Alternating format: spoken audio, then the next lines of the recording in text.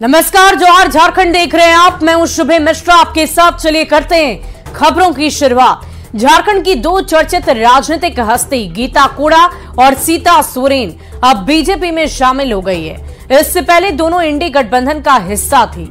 गीता कोड़ा कुछ दिन पहले कांग्रेस से बीजेपी में आई, जबकि सीता सोरेन जेएमएम से बीजेपी का दामन थाम लिया।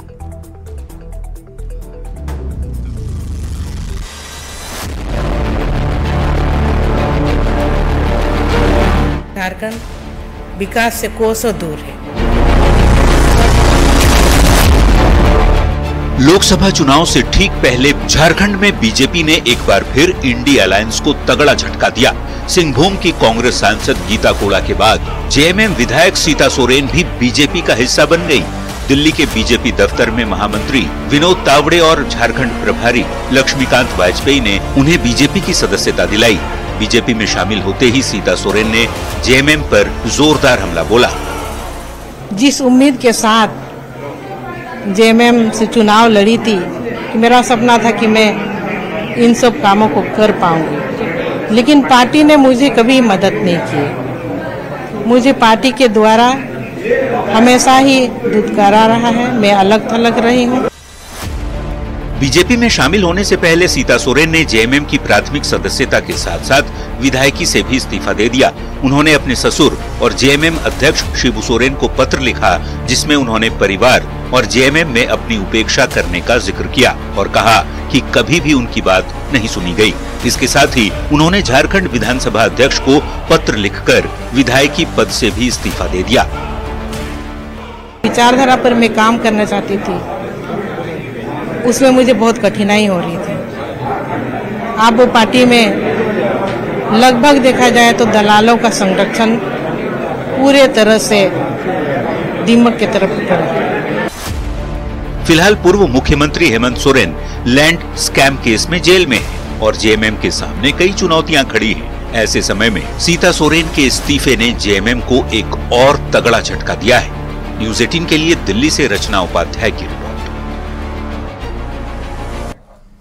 वहीं जेएमएम से सीता सोरेन के इस्तीफे के साथ ही सोरेन परिवार में बहुत बड़ी दरार पड़ गई है। कहा जा रहा है कि वो बेटी जयश्री के लिए दुमका से टिकट मांग रही थी। जब उनकी मांग नहीं सुनी गई तो वो बीजेपी में चली गई।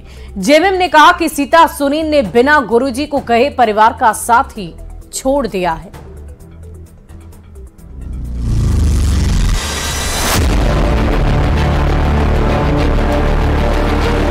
झारखंड विकास से कोसों दूर है।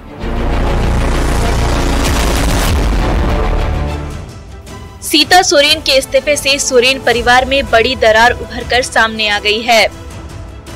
जेएमएम अध्यक्ष शिबू सोरेन के 3 बेटों में से सबसे बड़े बेटे दिवंगत दुर्गा सोरेन की पत्नी हैं सीता सोरेन। उनकी 3 बेटी हैं, जयश्री सोरेन, विजयश्री सोरेन और राजश्री सोरेन। शिबू सोरेन की बहू और पूर्व मुख्यमंत्री हेमंत सोरेन की भाभी सीता सोरेन जेएमएम की महासचिव रह चुकी हैं। वो झारखंड विधानसभा में महिला और बाल विकास समिति की सभापति भी रह चुकी हैं। साथ ही जामा सीट से लगातार 3 बार विधायक रह चुकी हैं। पर उन्होंने जेएमएम के साथ साथ विधानसभा सदस्यता से भी इस्तीफा दे दिया है। अब उन्हें दुमका से चुनाव लड़ाने के कयास लगाए जा रहे हैं। देखिए, वो पार्टी प्रमुख तय करते हैं और नरेंद्र मोदी जी का जो हमको देंगे, जो भी प्रभार हमको देंगे, उनको मैं निभाऊंगी। अपनी उपेक्षा से दुखी होकर सीता सोरेन पहले भी मुखर होती रही हैं। हाल में सियासी संकट के समय जब कल्पना सोरेन को मुख्यमंत्री बनाने की बात हो रही थी, तब भी उनकी नाराजगी सामने आई थी। फिलहाल वो अपनी बेटी जयश्री सोरेन के लिए दुमका से टिकट की मांग कर रही थी, पर जब कोई फैसला नहीं हुआ तो जेएमएम को झटका देकर वो बीजेपी में शामिल हो गयी। जेएमएम ने कहा कि बिना गुरुजी को कहे सीता सोरेन ने परिवार छोड़ दिया। हम लोगों ने गुरुजी के पास इस बात को पहुंचाया तो गुरुजी ने कहा कि ठीक है, हम बात करेंगे। मेरे परिवार का मामला, लेकिन तब तक में ये फिर खबर आ गई कि वो भाजपा जा रही, नहीं तो उतना समय हम लोगों को भी मिलना चाहिए था, ताकि घर में भी बात हो जाती, पार्टी में भी बातें हो जाती और कोई ना कोई निष्कर्ष भी निकला। सीता सोरेन के इस्तीफे से संथाल परगना में जेएमएम को तगड़ा झटका लगा है, तो सीता सोरेन के रूप में बीजेपी को तुरूप का एक इक्का जरूर मिल गया है। दिल्ली से रचना उपाध्याय के साथ रांची से निरंजन की रिपोर्ट। वहीं गीता कोड़ा की जेएमएम से बीजेपी में जाने से झारखंड की सियासत में संग्राम मच गया है। जेएमएम, कांग्रेस और आरजेडी ने दावा कर दिया है कि इससे कोई फर्क नहीं पड़ता। वहीं बीजेपी ने कहा है कि जेएमएम के अंदर असंतोष उभरता ही जा रहा है। कोई घूमने घामने निकले थे, लेकिन वो एक अजीब कॉम्पोजिशन का क्षेत्र है, वहां पर इसका चुनावी नतीजे पर कोई असर नहीं हुआ। अब देखिए, आप जब तक अपनी पीड़ा तो आज ही बताएं, वो भी लिखित पीड़ा। नाराजगी तो उनका कई बार झलका है दादा, मीडिया में भी झलका है। वो इश्यू बेस्ड था, वो जनप्रतिनिधि भी थी। सीता सोरेन जी के जाने से महागठबंधन को तो कोई फर्क नहीं पड़ता, क्योंकि चुनाव के समय बहुत सारे लोग आते जाते रहते हैं। जैसे आरजेडी की ही कहें तो बहुत सारे लोग अभी भाजपा के आरजेडी में शामिल हो रहे हैं, और जो जिनकी विचारधारा कमजोर है या किसी तरह का लालच है या किसी तरह का डर है, वैसे लोग अभी भाजपा में जाएंगे और उनको जाने से हम लोग रोकना भी नहीं चाहते। लंबे वर्षों से तो मैं नहीं जानता हूँ, आज भारतीय जनता पार्टी की उन्होंने सदस्यता ग्रहण की और उनकी स्वागत है भारतीय जनता पार्टी। क्या जिम्मेदारी देंगे सीता जी को? अब जिम्मेवारी तो आने वाला कल, अभी तो ज्वाइन की है, अब काम करेगी। संसदीय चुनाव लड़ने की चर्चा उनका बीजेपी के टिकट पर दुमका से है। अब ये केंद्रीय जो चुनाव समिति है वो तय करती है ना, उस पर तो हम तय नहीं करते। कौन सा दबाव भाजपा के लोगों ने उनके ऊपर दिया, यह तो बहुत जल्द जनता के सामने आ जाएगा कि भारतीय जनता पार्टी के किस दबाव में सीता सोरेन जी ने इस प्रकार का फैसला लिया है। क्योंकि जिस प्रकार पूरे देश में विपक्ष के नेताओं के ऊपर दबाव डाल करके उनको भारतीय जनता पार्टी की सदस्यता ग्रहण करवाई जा रही है। और गोड्डा के बीजेपी सांसद निशिकांत दुबे ने कहा है कि सीता सोरेन किसी राजनीतिक लोभ की वजह से बीजेपी में नहीं आई। गोड्डा में उन्होंने कहा कि सीता जी दिवंगत पति की मौत की जांच सीबीआई से कराना चाहती थी। हेमंत सोरेन ने कभी भी उनकी बच्चियों की पढ़ाई लिखाई पर ध्यान नहीं दिया, पर अब वो बीजेपी में आ गई है और इसीलिए बीजेपी अब उनका पूरा ख्याल रखेगी। उन्होंने कई एक बार कहा कि दुर्गा सोरेन जी की जो मौत हुई है उसकी हम सीबीआई इंक्वायरी चाहते, उसके लिए भी राज्य सरकार तैयार नहीं। तो मुझे लगता है कि अंतिम कील ये हुआ कि कल्पना सोरेन जी, जिसका कि कोई लेना देना नहीं है, वो बहू बनकर आई। दुर्गा सोरेन ने तो कम से कम पिता के कंधे मिलाकर जो है इस झारखंड मुक्ति मोर्चा को खड़ा किया। सीता सोरेन जी ने जो है दुख सहा, क्योंकि उनकी शादी बहुत पहले हुई। दोनों बच्चों की पढ़ाई लिखाई के लिए भी हेमंत सोरेन ने कभी ध्यान नहीं दिया, तो सब्र का काम छूट गया। और सीबीआई इंक्वायरी जो वो कराना चाहती थी अपने पति के मौत का, दुर्गा सोरेन जी की मौत का, उसके लिए भी पिछले 4-4.5 साल से हेमंत सोरेन जी तैयार नहीं। तो पहले तो कहते थे कि भाजपा नहीं कराना चाहती है, अब जब से है वो नहीं कराना चाह रहे। तो इस कारण से सीता सोरेन जी ने पार्टी छोड़ दी और आज सीता सोरेन जी ने भारतीय जनता पार्टी को सदस्यता ग्रहण। क्या दुमका लोकसभा वो लड़ेंगे? दुमका लोकसभा में भारतीय जनता पार्टी का उम्मीदवार तय है, वो किसी स्वार्थ के कारण भारतीय जनता पार्टी में नहीं है। और 1996 बैच के आईएएस अफसर वंदना दादेल को झारखंड का नया गृह सचिव बनाया गया है। वो अरवा राजकमल का स्थान लेंगी, जिन्हें निर्वाचन आयोग के निर्देश पर हटा दिया गया था। वंदना दादेल फिलहाल वन और पर्यावरण विभाग की प्रधान सचिव है। वो फिलहाल दोनों दायित्व को संभालेंगी।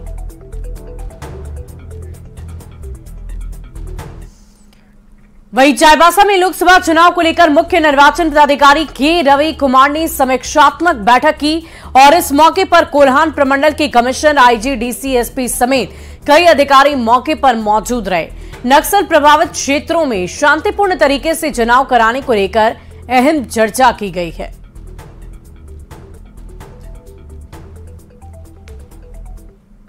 उस समीक्षा में हम लोग अभी आने वाले चुनाव को लेकर तैयारी कितना लेवल तक का, उसके बारे में हम लोग समीक्षा किया था। समीक्षा मोटा मोटी उसी लाइन पर चल रही है। अभी आज का स्टेज में क्या होना चाहिए उसी लेवल तक तैयार है। फिर आने वाले समय के लिए क्या तैयारी करना उसका संबंध में हम लोग को ब्रीफिंग कर रहा है। उसमें एक इलेक्शन है, एक डेमोक्रेसी का फेस्टिवल है, एक फेस्टिवल का कैसा सेलिब्रेट करना उसी संबंध में तैयारी देख रहे हैं। साथ साथ में सुरक्षा के लिए कितना व्यवस्था करना है उसका संबंध में हम लोग समीक्षा किया था। अभी हम लोगों ने सारे एसपीज और जो डीआईजी है उनसे फीडबैक लिया है कि उन्होंने उन क्षेत्रों में शांतिपूर्ण मतदान कराने के लिए क्या क्या तैयारी की गई है। तैयारी सेटिस्फैक्ट्री है और जो भी कमियां पाई गई है उनको इंस्ट्रक्शंस दी गई है। जितनी भी बलों की आवश्यकता होगी उस हिसाब से उनको अतिरिक्त बल भी उपलब्ध कराए जाएंगे। जहां हेलीकॉप्टर्स इत्यादि की भी आवश्यकता होगी वो भी उपलब्ध कराए जाएंगे। लोकसभा चुनाव को लेकर झारखंड के मुख्य निर्वाचन पदाधिकारी के रवि कुमार ने आज चाईबासा जिला मुख्यालय में कोल्हान प्रमंडल स्तरीय समीक्षात्मक बैठक किया, जिसमें कोल्हान प्रमंडल के तीनों जिला के वरीय अधिकारी शामिल हुए। इसके अलावा राज्य स्तर के पुलिस और सीआरपीएफ के अधिकारी भी इस बैठक में शामिल हुए। बैठक में चुनाव को किस तरह से शांतिपूर्ण तरीके से यहां पर संपन्न कराया जाए, इस बारे में उन्होंने सभी अधिकारियों के साथ समीक्षा किया और इस पर चर्चा की। इसके साथ ही कोल्हान प्रमंडल का जैसे सिंहभूम लोकसभा क्षेत्र का पश्चिम सिंहभूम जिला के कई क्षेत्र ऐसे हैं जो नक्सल दृष्टिकोण से अति संवेदनशील माने जाते हैं, तो उसमें सुरक्षा बलों की तैनाती और कैसे शांतिपूर्ण ढंग से चुनाव को संपन्न कराया जाए, इस बारे में पुलिस और सीआरपीएफ के अधिकारियों के साथ भी उन्होंने चर्चा किया। और इस बैठक में तीनों जिला कोल्हान प्रमंडल के जैसे पश्चिमी सिंहभूम, पूर्वी सिंहभूम और सरायकेला खरसवां क्षेत्र के सभी इलाकों में चुनाव को किस तरह शांतिपूर्ण ढंग से संपन्न कराया जाए, इसको लेकर कई चरणों में बैठक हुई और जिसमें समीक्षा की गई। रुपेश प्रधान, न्यूज 18, चाईबासा। और साहिबगंज के नींबू पहाड़ में अवैध खनन की सीबीआई जांच दूसरे दिन भी जारी है। सीबीआई की 3 सदस्यीय टीम ने घटनास्थल का दौरा किया है। पहले दिन मंडरों की सिमरिया मौज में पत्थर खान की मापी कराई गई। हालांकि झारखंड सरकार ने हाईकोर्ट में याचिका दायर करके सीबीआई जांच पर रोक लगाने की मांग की थी। 24 फरवरी 2024 को हाईकोर्ट ने याचिका खारिज कर दी और इसके बाद सीबीआई की टीम दोबारा साहिबगंज पहुंचकर मामले की छानबीन कर रही है।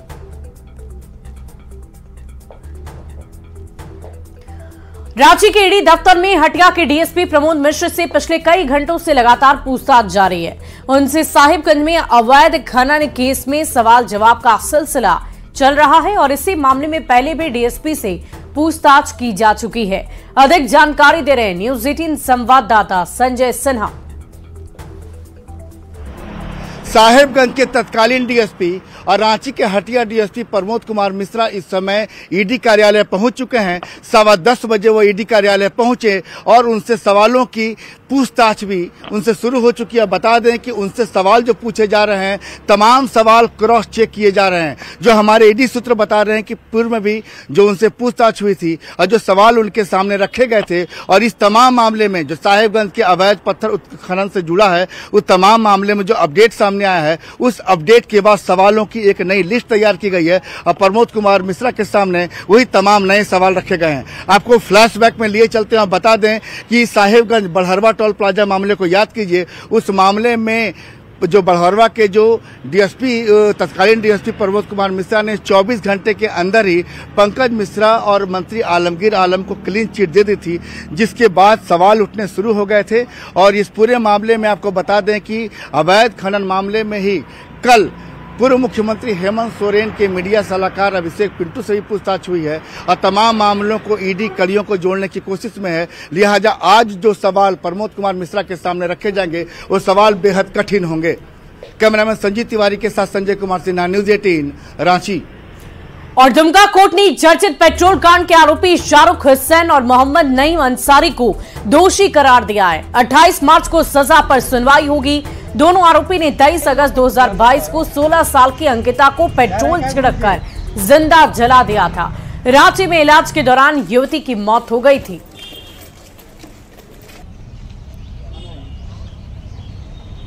डिटेल में संज्ञान लेकर ट्रायल कर चुकी है और पूर्व में आप लोगों को पता है जो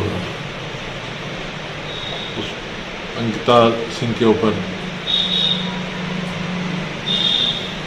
जो बयान दी है अपना स्टेटमेंट में वो डिटेल में है, उसे पॉस्को एक्ट है इसलिए पूरा उजागर नहीं किया सकता है। और जेपीएससी पेपर लीक पर सियासत काफी गर्मा गई है। पूरे मामले में कांग्रेस और बीजेपी आमने सामने हैं। बीजेपी विधायक सीपी सिंह ने कहा है कि जेपीएससी एग्जाम में पेपर लीक कोई आम बात नहीं है, सरकार इस पर गंभीर नहीं है। वहीं कांग्रेस ने इसे झारखंड को बदनाम करने की साजिश करार दिया है। जेसीसी और जेपीएससी ये दोनों बड़ा राज्य का महत्वपूर्ण संस्था है और इसमें जो हमारे पढ़े लिखे नौजुवान हैं उनको बड़ी आशा रहती है कि भाई मैंने मेहनत किया इतने दिनों तक, तभी जेएससीसी में देंगे तो हम नौकरी पा जाएंगे, जेपीएससी में देंगे तो अधिकारी बन जाएंगे और उसमें क्वेश्चन पेपर आउट हो जाता है। तो इसका प्रभाव जानने किस पर पड़ता है? जो मेहनत करके पढ़ने वाले लोग हैं उनको कोई फर्क नहीं पड़ता, जो परीक्षा देने में विश्वास नहीं करते, इसी तरह का शौकिया करते हैं। जो अभी की बात है तो जेपीएससी ने इससे साफ तौर पे इनकार किया है कि कहीं पे भी पेपर लीक नहीं हुआ है। ये एक प्रोपेगंडा है। हाँ, कुछ लोगों को इस तरह की शिकायतें थी, उन लोगों ने अपनी शिकायत दर्ज कराया, लेकिन प्रिंसिपल का कहना ये था कि जहाँ पे पेपर का सील खोला गया वहाँ की वीडियो रिकॉर्डिंग है, ग्राफी है, सारी चीजें हैं। अगली खबर धनबाद से, जहां सिंदरी गोविंदपुर रोड पर दो हाईवा के बीच जोरदार टक्कर हुई। टक्कर में बेकाबू हाईवा दुकान में जाकर घुस गई, जिससे 5 दुकानदार को आर्थिक रूप से नुकसान हुआ है। ग्रामीणों का आरोप है कि व्यस्ततम बाजार के बीचों बीच से तेज रफ्तार हाईवा के गुजरने से जान का खतरा बना रहता है। ग्रामीणों ने हाईवे का रूट तय करने की मांग की है। चलिए, भगवान की कृपा है, फिर आपकी घटना हुआ, जान मान की किसी का नुकसान नहीं हुआ है, लेकिन जो 4-5 दुकान जो है दुकान पूरी तरह से क्षतिग्रस्त हुआ है। और इस भारी वाहन इस तरह का हम लोग हमेशा शांति समिति का बैठक हो, कहीं भी हम लोग चैम्बर ऑफ कॉमर्स का बैठक हो, ये भारी वाहन पर हम लोग रोक लगाने का इसका एक समय सीमा तय करने का प्रयास किए हैं, लेकिन अभी तक कोई सफल नहीं हुआ है। अगली खबर राजधानी रांची से, जहां रिम्स के निदेशक डॉक्टर राजकुमार ने ठेकेदार पर दबाव डालकर कागज पर सिग्नेचर कराने का आरोप लगाया। उन्होंने कहा कि जांच पड़ताल और कड़ाई की वजह से ठेकेदार उन पर सिग्नेचर करने का दबाव बना रहे थे। उन्होंने ये भी कहा कि एक रैकेट चल रहा है जो ऐसा काम कराना चाह रहा है। उन्होंने कहा कि वो बगैर जांच के किसी भी पेपर पर हस्ताक्षर नहीं करेंगे। बढ़िया लिख रहा हूँ और बहुत सारी चीजों का हिसाब भी ले रहा हूँ, और यहाँ पे जो बने हुए हैं रैकेट एक तरह के, ये आप लोगों को हमसे ज़्यादा पता है। और कई सारी चीज़ों के इरेशनल पेमेंट्स भी होते हैं, उस पर मैंने लगाम लगाई है। तो एक प्रेशर माउंट करने का यहाँ की जो भी लॉबी हो, मैं उसका नाम नहीं लेना चाह रहा हूँ, कोशिश कर रही है कि भाई प्रेशराइज करके फाइलों में मैं ऐसे ही दस्तखत कर दूँ। खबर रामगढ़ से, जहां 2 दिन से लगातार हो रही बारिश से आम जनजीवन अस्त व्यस्त होता जा रहा है। सड़क पर जल जमाव की स्थिति है, यात्रियों का आना जाना मुश्किल हो गया है। सब्जी की फसल को नुकसान हो रहा है और किसान बेहद चिंतित है। मौसम विभाग ने अगले 2 दिन तक बारिश और ओलावृष्टि का अलर्ट किया है। अधिक जानकारी दे रहे हैं मौसम के मिजाज को लेकर संवाददाता जावेद खान। जिले में लगातार 2 दिनों से बारिश हो रही है। बारिश के कारण तापमान में भी गिरावट दर्ज की गई है। गर्मी से लोगों को राहत जरूर मिली है, लेकिन लोगों को यहाँ पर परेशानी भी हो रही है। किसानों को इस बारिश से यहाँ पर नुकसान होता हुआ दिख रहा है। बताया गया कि सब्जी की फसल को इससे नुकसान हो सकता है, इसके कारण सब्जी के दाम भी बढ़ सकते हैं। यहाँ कुछ लोग हैं, बताइए क्या नाम आपका है? मेरा नाम लक्ष्मी नारायण सिंह है। बारिश हो रही 2 दिन से? क्या 2 दिन से बारिश हो रही, तो टेम्परेचर तो थोड़ा गिरा हुआ है, परंतु परेशानियां काफ़ी बढ़ गई है। अभी तो मैं हजारीबाग से आया हूँ, DAV बरकाकाना स्कूल में एग्जाम था टीचिंग वाला, तो उसमें मेरी बेटी आई है एग्जाम देने के लिए। मैं बारिश में फंसा हुआ हूँ। अच्छा। तो करीब 1 घंटे से मैं फंसा हुआ हूँ सर। बाइक से आए हैं आप? जी बाइक से आया हूँ। तो दिक्कत तो है? दिक्कत तो बहुत है सर, परेशानी है। मैं हजारीबाग कैसे जाऊँगा? तो मैं सब चाह रहा हूँ कि बस में जाकर सुभाष चौक में बेटी को बस में बिठा दूँ। पानी में फंसे हुए कितना देर से? आधा घंटा हो गया मेरा यहाँ पहुँचा। अच्छा। तो कहाँ जा रहे हैं अभी आप? अभी हम जा रहे हैं रजरप्पा। पानी से क्या नुकसान है? पानी से नुकसान है, देखिए आने जाने का तो नुकसान है ही है कहीं भी, और खेती बाड़ी में जो होता है नुकसान उसके लिए तो है ही है। उसके बाद में भी सब्जी का भी रेट बढ़ रहा है, और सब्जी का भी सब्जी जो लगाते हैं ना वो चीज खत्म हो रहा है। जी हाँ, नहीं हो पा रहा। नहीं हो पा रहा। पौधा तैयार नहीं हो पा रहा है, तो कहाँ से होगा? मौसम जो है अगले 2-3 दिनों तक ऐसा ही रह सकता है, और लोग बता रहे हैं कि पानी जो है आफत लेके आई है। गर्मी से जरूर राहत मिली है, लेकिन किसानों को इससे नुकसान है। सब्जी के जो अभी पौधे लगाए गए हैं उसको नुकसान है, और इसके कारण कहीं न कहीं सब्जी के दाम बढ़ने की आशंका व्यक्त की जा रही है। ऐसे में जो बारिश है ये आफत वाली बारिश बनकर आई है। जावेद खान, न्यूज़ 18 रामगढ़। और फिलहाल इस बुलेटिन में अभी के लिए बस इतना ही। आप बने रहे न्यूज़ 18 बिहार झारखंड के साथ।